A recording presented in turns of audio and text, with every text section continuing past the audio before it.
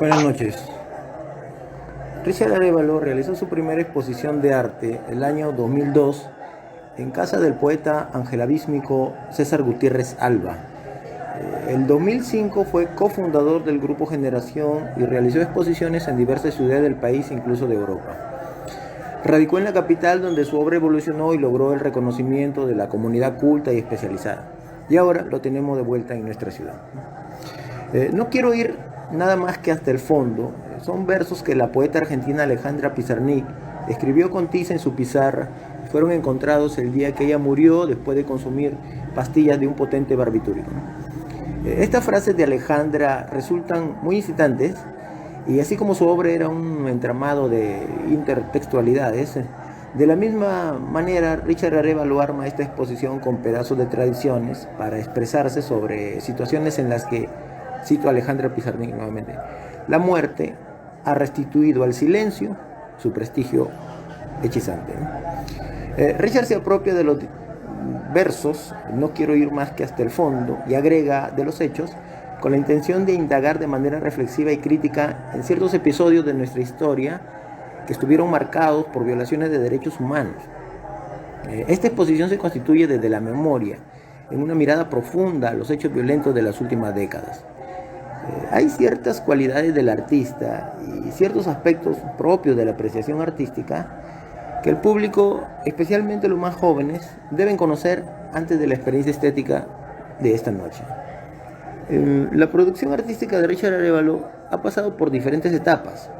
Si bien el artista dibuja y pinta con maestría, en las últimas exposiciones, como la que veremos hoy, él prescinde de esas técnicas y de todo convencionalismo para mostrar obras que incluyen el uso de objetos cotidianos a los que ha liberado de su función original para otorgarles nuevas propiedades. Otro aspecto importante de su obra es lo conceptual. La obra de Richard se enmarca dentro de la memoria, porque el pasado es una dimensión permanente del ser humano. Por eso en el mundo existen lugares de la memoria, especialmente en países donde se han producido hechos de violencia. Hay diferentes maneras de ver el pasado. Una de esas maneras de ver el pasado es la historia, que se da a partir de la investigación, que reconstruye el pasado con métodos rigurosos, de verificación de fuentes, interpretación. Pero otra forma de ver el pasado es la memoria, y Richard trabaja desde la memoria. La memoria trata de los recuerdos, pero vistos desde el presente y para el presente, no con un simple afán recordatorio, sino para repensar el pasado y plantear una interpretación personal con un lenguaje muy contemporáneo.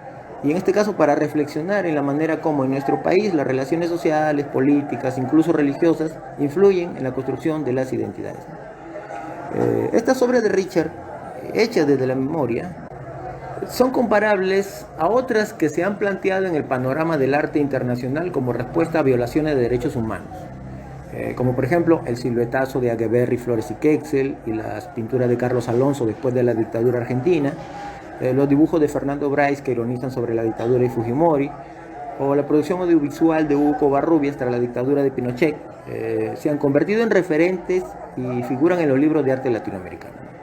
Las obras de Richard alcanzan el mismo nivel en cuanto a concepto y técnica. Por eso su producción es superlativa en el panorama regional, y por eso le auguramos tarde o temprano un reconocimiento a nivel latinoamericano. Las creaciones se dan a partir de la investigación y el uso de elementos extraídos de la cultura popular, como por ejemplo, podemos citar la obra en que utiliza sacos de polipropileno para recrear tres grandes máscaras de estética prehispánica que aluden a la cosmogonía tripartita andina, vale decir, Ucupacha, Caipacha y Janapacha, como un espacio por donde han transitado las víctimas de violaciones de derechos humanos. Y en este caso, los líderes amazónicos asesinados en las últimas décadas. Sus nombres están escritos en la lengua del personaje principal, de la cual pende una cabeza trofeo. Pero esta obra consigue múltiples lecturas. Por un lado, los sacos con cara de personajes se asemejan a los fardos funerarios preincaicos, pero al mismo tiempo estos costales alcanzan un significado nuevo como evidencia material forense primordial para reconstruir historias de desapariciones forzadas. Las múltiples extremidades recrean la mutilación de los cuerpos, pero también la diversidad. Esta obra nos sugiere la ausencia. Si bien el tejido de los costales de polipropileno es recontextualizado y adopta una apariencia ancestral, Al mismo tiempo le sirve al artista para recrear la manera como los materiales sintéticos sustituyen a los materiales y manufactura autóctonos. De esta manera propicia el debate respecto a las influencias occidentales en la identidad de las comunidades indígenas, ¿no? Todas las obras de Richard constituyen una síntesis de estéticas ancestrales, ¿no? Permítame hacer aquí un paralelo con el campo de la poesía, ya que empecé esta presentación hablando de poesía. Cuando el Amauto Mariátegui analizaba a Vallejo en relación a poetas como Chocano o Melgar, decía de estos últimos que eran gregarios de la retórica española, que el sentimiento indígena de estos se daba de la contemplación solamente, ¿no? Sin embargo, en Vallejo era genuino y esencial. De la misma manera, las imágenes que crea Richard poseen un ánima o un espíritu ancestral, ¿no? Son una síntesis de estéticas ancestrales, ¿no? No repite la iconografía como es la costumbre en la región, sino que condensa la actitud espiritual ancestral, ¿no? Cuando el maestro del arte latinoamericano Pancho Casas analizaba la obra de Richard, decía: Richard Arévalo andiniza lo europeo.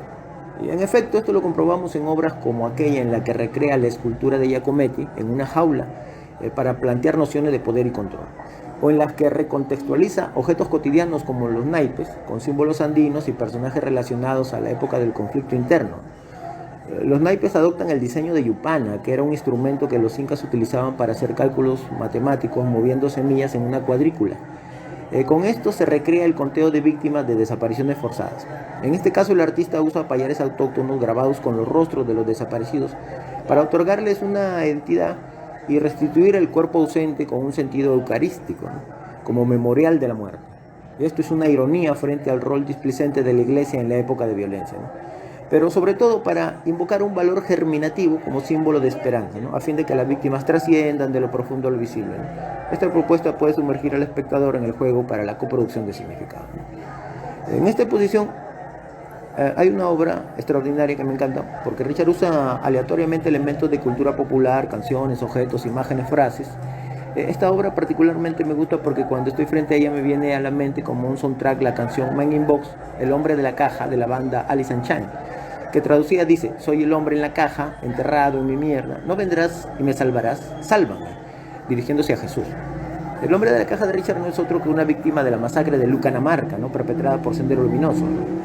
Richard usa la caja por el hit de Alice in Chains, pero además porque esta caja de fósforos es un objeto de arte popular ligado al indigenismo, porque en un inicio estas cajas fueron decoradas por José Sabogal, ahora son objeto de colección, ¿no? Además de otras implicancias, por ejemplo, juega con el concepto de Sendero Luminoso, por eso ustedes van a apreciar ahí unos cerillos apagados que cuestionan el carácter luminoso precisamente de esta organización. Por otro lado, el artista recurre al apropiacionismo para ocasionar fracturas en las interpretaciones tradicionales de la Iglesia respecto al rol de la mujer en la sociedad. Estos y otros planteamientos visuales e intelectuales reflejan una inquietud por renovar los lenguajes del arte, ¿no? Se constituyen un arte de ruptura a la altura de los principales centros culturales de Latinoamérica, ¿no? Espero que disfruten esta exposición. Muchas gracias.